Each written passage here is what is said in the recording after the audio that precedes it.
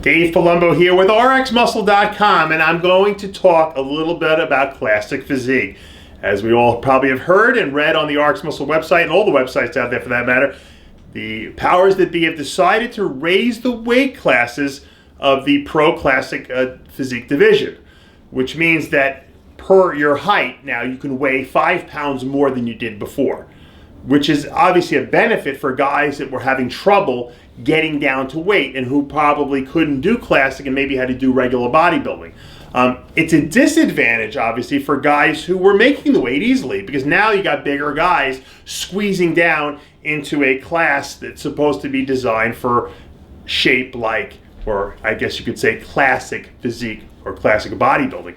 Now, the question is it a good thing or a bad thing? And there's, several arguments in each direction. Most people think it's a good thing, because for most people, they're like, I can grow more, I can grow more, I can grow more. And in that respect, I think it is good. We're going to see better, more developed, well-developed physiques.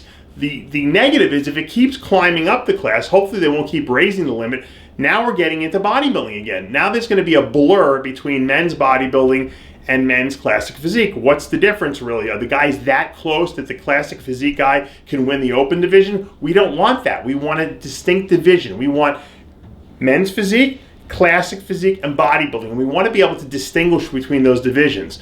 While I like mass and conditioning as much as the next guy, I don't want to see classic physique turn into men's bodybuilding again, because that's not what it was designed to be. It's designed to give guys who don't want to do bodybuilding, who don't want to take the supplements, they're going to have to boost their body weight up that high to compete with other guys that are that big.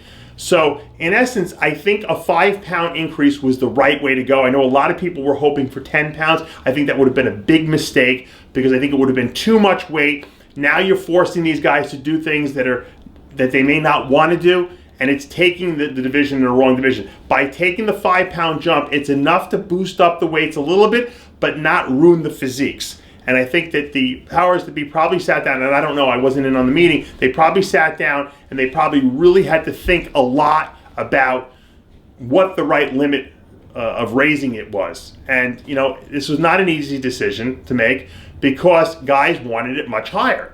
So I think it was a great King Solomon compromise on the part of the IFBB.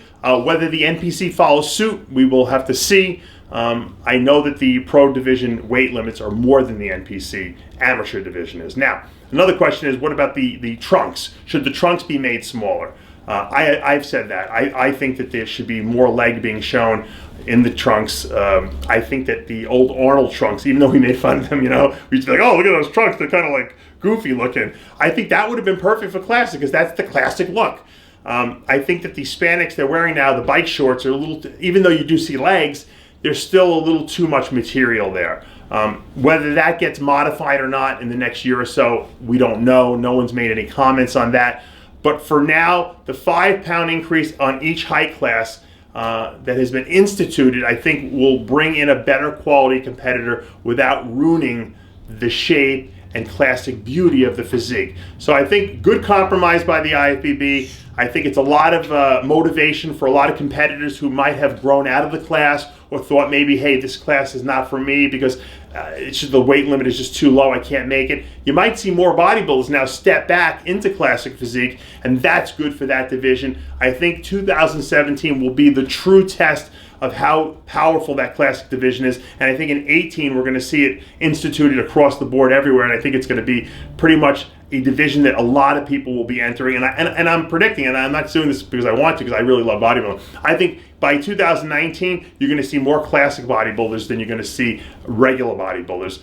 But I think the regular bodybuilders will still be extreme enough that we'll have enough enjoyment out of it. To me, it's better. I'd rather have less in the open division so I don't have to critique as many people, just the best people be there, and have the almost like the up-and-coming guys in the classic physique division. I think it's a great middle division. They set the weight limits properly. Let's work on those trunks, guys. Other than that, I'm all good. I'm 100% cheerleading this whole thing up.